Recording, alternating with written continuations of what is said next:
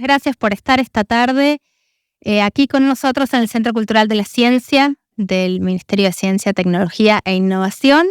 Estamos felices, ya venimos de algunas charlas y presentaciones previas donde, se conversaba entre otras cosas de la importancia quizás de este encuentro en este contexto, ¿no es cierto?, en el cual sigue siendo muy importante y quizás cobra una relevancia extraordinaria seguir generando espacios de intercambio y circulación de conocimiento científico, en este caso, a través de esta, de alguna manera, comunión entre ciencia y literatura, y dando lugar a una primera, que le ponemos énfasis, ¿no es cierto?, primera feria de libros científicos aquí en el C3, que viene con emociones, viene con los temores propios de organizar una feria de estas características y que viene también con mucha gratitud, y no quiero dejar de hacerlo, no solo hacia los autores, lectores, especialistas que están participando en esta serie de charlas y jornadas durante hoy y mañana, sino también a las más de 20 editoriales que están participando y que, no puedo dejar de decir que la respuesta fue inmediata, fue de gratitud, fue de celebración de este encuentro. Entonces, dicho eso, creo que las personas que nos van a acompañar ahora en esta apertura de la primera Feria de Libros Científicos no requieren presentación. Simplemente voy a pasarle la palabra. Nos acompañan el ministro de Ciencia, Tecnología e Innovación, Daniel Filmus, y la escritora Bettina González, que preparó una presentación que creo que por el título nos da mucha curiosidad también escuchar ahora.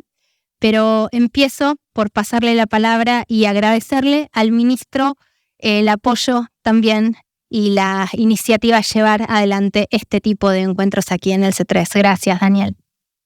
Bueno, buenas tardes a todos y todas. Una alegría estar inaugurando la Feria del Libro Científico, la primera, como decía muy bien Guadalupe. Siempre todo lo primero, lo inaugural, tiene una connotación particular. Cuando lleguemos al número 20, vamos a recordar hace 20 años, hace un rato con Mempo recordábamos acá, hace 20 años lanzamos el plan de lectura en las escuelas, pasaron 20 años y sigue vigente la idea de vincular la lectura más profundamente con la educación, pero bueno, yo voy a ser muy breve porque venimos a escuchar a Bettina. Simplemente decir que estamos hablando de dos pasiones y de dos derechos, ¿no? La pasión por la ciencia, la pasión por la lectura, y dos derechos, el derecho a la lectura y el derecho al conocimiento. Y si hablamos de derechos, entonces necesariamente tenemos que pensar que alguien tiene que garantizar el acceso de todos y todas en igualdad de condiciones, porque no se trata de un bien de mercado, sino de un bien fundamental para integrarse en la sociedad, como es la lectura, y en ese punto tiene que estar el Estado. La pregunta es, algunos dirán, ¿por qué promovemos desde el Estado la lectura? Bueno, fundamentalmente la promovemos porque creemos que es fundamental para generar condiciones que le permitan a los chicos no solo disfrutarla, sino también integrarse socialmente. Y ese placer que tienen los chicos y los jóvenes por la lectura tenemos que tratar de difundirlo, de encontrar nuevas herramientas, nuevos mecanismos para apoyar a las editoriales que trabajan también en la difusión de este tipo de literatura, y principalmente del Ministerio de Ciencia, porque hay, sin lugar a dudas, un derecho que es el derecho al conocimiento, está en la Constitución y está en las leyes argentinas, y tenemos que garantizar también que todos y todas tengan esa posibilidad. El Estado tiene la capacidad y la obligación de garantizar que todos y todas puedan acceder y que puedan también fomentar y generar las condiciones para unir esos dos placeres. Antes, en las jornadas de literatura, charlábamos y decíamos que no hay nadie más fanático de la ciencia que los chicos. No hay nadie que tenga más preguntas que los chicos. Por alguna razón, en nuestras respuestas estandarizadas, generamos las condiciones para que ese chico pierda esa capacidad y esa curiosidad. Naturalmente, los chicos nacen científicos y nosotros venimos peleando para despertar vocaciones científicas. Algo pasó en el medio entre el chico y la poca todavía cantidad de jóvenes que eligen las carreras científicas para poder desarrollarse. Y en la Argentina necesita más científicos, necesita que se comprenda más profundamente el contenido de la ciencia, incluso para tomar las decisiones ciudadanas. Es imprescindible conocer y saber mucho más. Todos tenemos esas preguntas, muchas preguntas. Muchos de los libros que hemos visto hoy en la feria responden a esas preguntas y muchos, sin lugar a dudas, generan la posibilidad de que los chicos sigan manteniendo abierta la posibilidad de la pregunta. Yo siempre cuento la anécdota con mi hija en el jardín de infantes. Lamentablemente para la maestra tenía un padre que era pedagogo, que en el jardín dice, bueno, acá está el rincón de los juegos, acá pueden acceder a los juegos, acá está el rincón del dibujo y la pintura, acá pueden acceder. Así el de la cocina, bueno, acá pueden acceder. Y acá está la biblioteca. Los chicos que quieren me piden la llave, yo les abro la puerta y les entrego el libro. Esa es muchas veces la dificultad que tenemos para poder generar esas condiciones. También decíamos antes, no hay nadie que espere con más ansiedad el momento de la lectura que un chico cuando va a la cama. Y por alguna razón, como dice Penac, rompemos en algún momento ese pacto y dejamos de generar chicos lectores. Y en parte tiene que ver con que los chicos aprenden lo que decimos y no lo que aprenden lo que hacemos y no lo que decimos. Y si no nos ven leer, es difícil que lo pueda hacer. Por eso es que trabajamos tanto en formas no convencionales, como hicimos con el programa de lectura en aquel momento y con los nuevos programas de Leer Ciencia, Leer Futuro que tenemos del Ministerio, que permiten este acceso. Por el otro lado, y termino, está, seguramente Bettina va a hablar más de eso, pero la necesidad imperiosa en un mundo de la ciencia y la tecnología avanzan en forma cada vez más rápida de comprender los procesos, que no los comprendemos. Son desde la biotecnología, la nanotecnología, ahora la inteligencia artificial, el espacio. Tenemos tantos temas que queremos que nos expliquen cómo funciona porque no entendemos cómo funciona. Somos usuarios de cosas que otros desarrollan y que no alcanzamos a comprender, que es imprescindible y necesario también generar condiciones para la difusión del conocimiento científico. En tiempos de terraplanismo, en tiempos de antivacunas, en tiempos donde hay que dar estas polémicas que parecían ya superadas, es imprescindible el aporte de la ciencia. Escuchamos también en estos tiempos las ideas de privatizar estas áreas, privatizar la ciencia y privatizar la educación. Bueno, nosotros vamos a defender fuertemente que el Estado tiene un papel importante, que el Estado se defiende los derechos de todas y todas, y este Centro Cultural de la Ciencia, el CONICET, que está acá al lado, los institutos de investigación y nuestro ministerio trabajan fuertemente para que la ciencia llegue a todas y todas. Unamos estas dos pasiones, sin lugar a dudas. Tenemos muchísimo para ganar. A través de la literatura muchos pueden acceder a la ciencia y a través de la ciencia muchos pueden acceder a la literatura.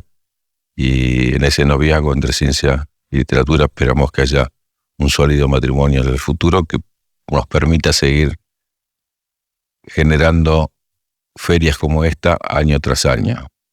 Yo recordaba también, porque me quedó muy firme, y esta semana que estuvimos presentes, porque se cumple el 13 aniversario del fallecimiento de Néstor Kirchner, recordaba mucho el día que inauguramos el canal Encuentro. Nadie apostaba que iba a haber un canal cultural que iba a poder llegar atractivamente a todos y a todas, y pasaron casi 20 años y ahí está. Y sigue siendo un símbolo de la defensa de nuestra cultura y de los valores que tenemos los argentinos y argentinas, y a 40 años de democracia es bueno celebrarlo. Así que bienvenida a la feria, ella ha llegado para quedarse. Nos comentaban recién que la próxima tiene que estar en la calle. Veamos, busquemos la mejor forma de acercar la ciencia y la literatura a nuestra gente. Bueno, la Feria del Libro, yo me acuerdo cuando empezó, era un y la Feria del Libro Infantil eran súper incipientes y hoy florecen y nos llenan de orgullo. Así que esperamos que con la ciencia y con la literatura pase lo mismo. Gracias.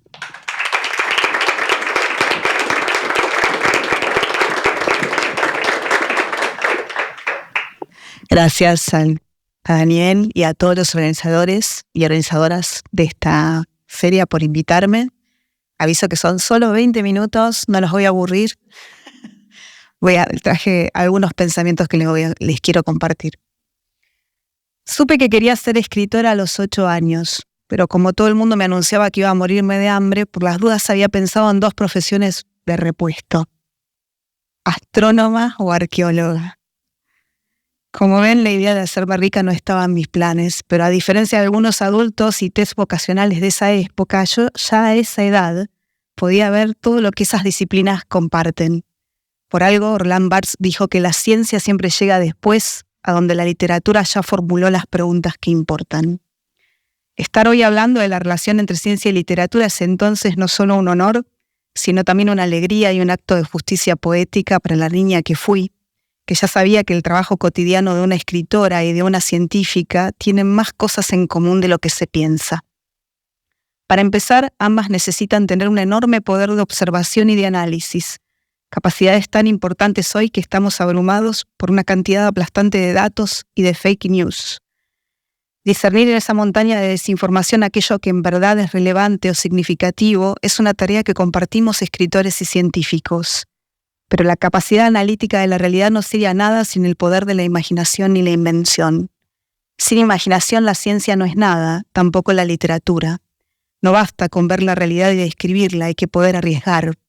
Y tanto científicos como escritores arriesgamos en ese salto al vacío que es una teoría. Arriesgamos hipótesis sobre el funcionamiento del mundo, sobre su pasado y su futuro. Es por eso que la relación entre ciencia y literatura siempre ha sido muy estrecha y va más allá del género al que se llamó ciencia ficción. La ciencia ficción, dice Ray Bradbury, es la ficción de las ideas. Me gusta esa definición porque no piensa en un género definido según ciertas convenciones, que en definitiva engloba cosas tan variadas como conejos fosforescentes, vida en otros planetas, apocalipsis tecnológicos o robots, sino en cualquier texto en cuyo centro no hay un espejo de la realidad, hay esa fiesta del pensamiento que produce una teoría, algo que no existe todavía y que la novela va a contar como si existiera, o mejor, una idea que la novela va a llevar hasta sus últimas consecuencias, construyendo un mundo acorde a ella, imaginando cómo cambiaría lo conocido una vez que se concrete. Tomar una teoría científica y volverla novela a mí me resulta apasionante. En uno de mis libros conté la historia de un médico que trata de falsear la hipótesis del innatismo educando a un mono como a un humano, para lo cual lo cría junto a su bebé de 9 meses. Algunos de ustedes sabrán que ese experimento se hizo en Estados Unidos en los años 30 y para muchos será una nota al pie en el largo camino que recorrieron las ciencias de la memoria y del comportamiento animal. Pero cuando me lo contó un amigo que se dedica a las neurociencias, a mí me pareció una proeza de la imaginación y una gran idea para un libro. Olimpia es una novela de ciencia, pero no de ciencia ficción, una ficción de la ciencia en todo caso, porque intenta novelar un experimento y sus resultados, tan impredecibles como la escritura de un libro. Creo que las escritoras de ficción compartimos con quienes hacen ciencia varias actitudes: curiosidad por los caminos posibles y los que se descartaron, el juego de ensayo y error, la experimentación y sobre todo esa ola en la mente, una combinación de emoción y pensamiento que marca la chispa de la invención. La ciencia está llena de historias y un experimento que a alguien le parece algo rutinario, visto por una escritora, tiene un potencial narrativo explosivo. Tesla, solo en su laboratorio lleno de rayos, listo para controlar lluvias y tormentas. Ada Lovelace jugando al solitario y encontrando la conexión entre las computadoras y la música. Madame Curie arriesgando la vida en sus experimentos con el radio. La psiquiatría moderna triunfando sobre patologías que en otras épocas se habían diagnosticado como posesiones demoníacas. Igual que para la literatura no hay área del pensamiento ajena al científico. Quienes creen que la única ciencia que vale la pena es aquella que sigue un plan preciso para dar resultados tecnológicos susceptibles de ser apropiados por la máquina capitalista de consumo y destrucción, fallan en entender que un factor importante del trabajo científico es lo imprevisto. Sin accidentes no hay literatura, tampoco ciencia. Es larga la lista de descubrimientos científicos que se dieron por azar. Pero cuando decimos azar, ¿no? Nos olvidamos que en este contexto no quiere decir casualidad, sino trabajo cotidiano y dedicado. Trabajo a veces tedioso y aparentemente poco importante, en experimentos y técnicas, para dar el salto hacia esos otros datos que de repente significan aquello que tal vez no era lo que se estaba buscando, pero que es el verdadero resultado.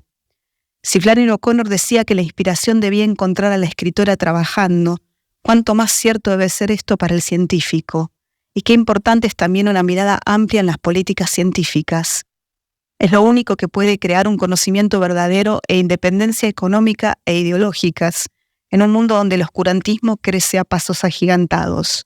No veo diferencias entre los terraplanistas, los que creen en reptiles alienígenas viviendo entre nosotros y los que niegan el calentamiento global, la cantidad de víctimas del terrorismo de Estado o la necesidad de tener una ciencia nacional e independiente. Son parte de un mismo movimiento global y oscurantista. El peligro de hoy no es la ignorancia, porque la ignorancia siempre pudimos combatirla con conocimiento y educación. El peligro de hoy es la mentira descarada, exhibida como verdad y amparada en el derecho a la libertad de expresión. La impunidad de los poderes que buscan socavar la verdadera producción de conocimiento para maximizar ganancias. Vivimos en una época no de ignorancia, sino de algo más peligroso, que es la negación de los hechos. A veces ese oscurantismo quiere usar los datos de la ciencia económica para autolegitimarse. Recurre sobre todo a la economía, sí, hablemos de ciencia económica, ¿por qué no? No conozco ficción más grande que la que inventó Adam Smith, pues sabemos muy bien que la mano invisible del mercado no es más que una gran metáfora, ya que esa mano nunca fue invisible para nadie, y menos hoy, cuando sus poderes se hacen cada vez más palpables en su alianza con la desinformación. Estamos viviendo en un mundo donde avanza a pasos agigantados las listas de libros prohibidos, mientras las libertades individuales retroceden en favor de la libertad de consumir y se considera prescindibles a la ciencia y al arte. Es, sin duda, el escenario propicio para distopías como Fahrenheit 451, 1984 y Un Mundo Feliz.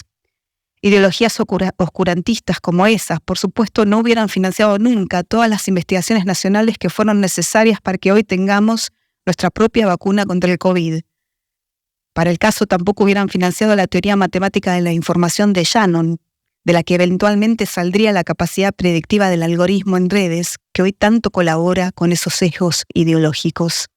A estos poderes, un tipo como Shannon seguramente les resultaría sospechoso, porque tenía en su laboratorio juguetes y malabares y andaba haciendo equilibrio en monociclo por los pasillos. Fue él quien dijo, igual que muchos científicos antes y después, que para hacer ciencia hay que dedicar muchas horas a cosas inútiles desde el punto de vista económico. Me gusta la imagen de este hombre delgado, muy serio en su traje negro, escribiendo en su pizarrón largas ecuaciones para luego salir a construir un robot malabarista que las ponga en práctica. Una versión más feliz del científico loco que creó Mary Shelley sin proponérselo. Visto desde fuera, cualquier trabajo de la imaginación y la obsesión parece una locura. Quienes hacemos arte y quienes hacemos ciencia tenemos eso en común, pero solo de esa rareza, de ese nivel de entrega que permite ver lo posible en lo que existe, es que surge lo verdaderamente nuevo. De otro modo nos limitaríamos a repetir modelos. Un ejemplo de locura o rareza científica.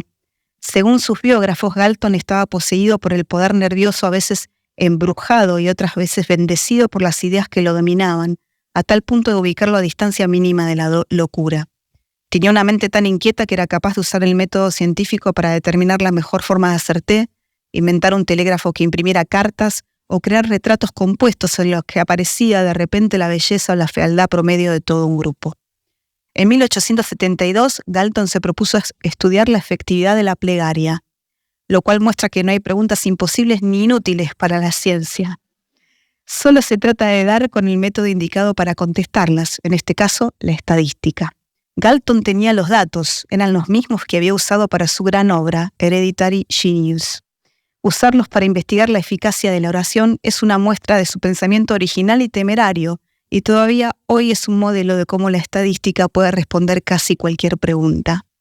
El artículo es contundente. Si las plegarias fueran atendidas, contesta Galton, los reyes deberían ser los más longevos de su clase, pues todos los días en el Imperio Británico se reza por ellos. Sin embargo, están entre los de menor esperanza de vida del estudio.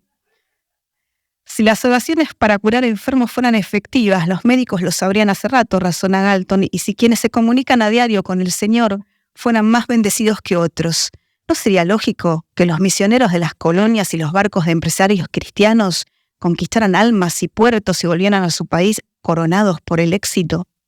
La realidad estadística, sin embargo, muestra otra cosa, y Galton concluye que rezar no sirve para nada, excepto para consolar el propio corazón. Yo por lo menos entiendo bien el humor detrás de este experimento, un aporte más de Galton para apoyar la teoría de la evolución de su primo, Charles Darwin, y sumar argumentos en contra del creacionismo. Dicho sea de paso, leer la correspondencia entre estos dos científicos es fascinante y sería material para varias novelas. En ellas discuten qué es lo heredado y qué es lo adquirido en los animales, y para ellos opinan tanto de los colores de los conejos como de las narices de sus amigos, y hasta contemplan la posibilidad de estudiar con el método científico qué ocurre en el cuarto en penumbras de las médiums y espiritistas que dominan la Inglaterra victoriana. Me detengo en Galton porque pasó a la historia de la ciencia más por sus errores que por sus aciertos. Es verdad, Galton se equivocaba seguido, pero se podría argumentar que fue gracias a que publicó sus investigaciones que Darwin y otros acertaron ahí donde él había fallado. Creo que es muy importante recordar que la ciencia se construye también falseando hipótesis de otros, que es sobre la larga cadena de errores que el acierto y el descubrimiento científico se destaca en toda su dimensión. Recordar que los resultados científicos no son materia opinable, son comprobables o no. Digo esto porque creo que hoy más que nunca es necesario que la ciencia comunique, que los científicos cuenten sus historias, que escriban y sean visibles en la esfera pública. Nunca más que hoy necesitamos que alguien diga, como lo hizo Alberto Conblit, no está bien, está mal, cada vez que un político afirme una barbaridad contrafáctica. También los escritores sometemos a la crítica nuestras creaciones, si bien, es cierto, nos enfrentamos con responsabilidades distintas. Sin embargo, creo que hay una responsabilidad compartida entre artistas y científicos, contar la historia del mundo, no solo la de los humanos, y lo que hicimos con él. En sus conclusiones sobre la efectividad de la plegaria, Galton reflexiona que no hace falta creer en Dios para encontrar consuelo ante las preguntas existenciales que nos hacemos todos los días. Ese consuelo, escribe, también existe para quienes no son creyentes, pues hay una solidaridad entre el ser humano y todo lo que lo rodea a través de las reacciones infinitas de las leyes de la física. Es el consuelo que produce saber que descendemos de un pasado en común y que hay una hermandad en ese linaje en el que cada uno tiene su propia parte de responsabilidad en la creación de un futuro igual de insondable que el pasado. Me gusta encontrar científicos y artistas que hablen de esa responsabilidad compartida, contar las historias de la ciencia, incluyendo las equivocaciones, las teorías descartadas, el inmenso esfuerzo que implica llegar a la verdad, es hoy más importante que en otras épocas. Y por suerte en Argentina contamos con científicos que además son muy buenos escritores, como lo demuestran los libros preciosos que edita Siglo XXI y Amiqué y otros editoriales, y los volúmenes escritos por Diego Golombek, Mariano Sigman y otros neurocientíficos a quienes a veces he importunado con preguntas para notas y ficciones y a quienes estoy muy agradecida por su generosidad. Es en este cruce no solo fascinante, sino también necesario entre ciencia y literatura que podemos resistir la malicia y el error deliberados, y por eso celebro de todo corazón que el Ministerio de Ciencia y Técnica haya tenido la idea de crear esta feria. Ojalá que se repita.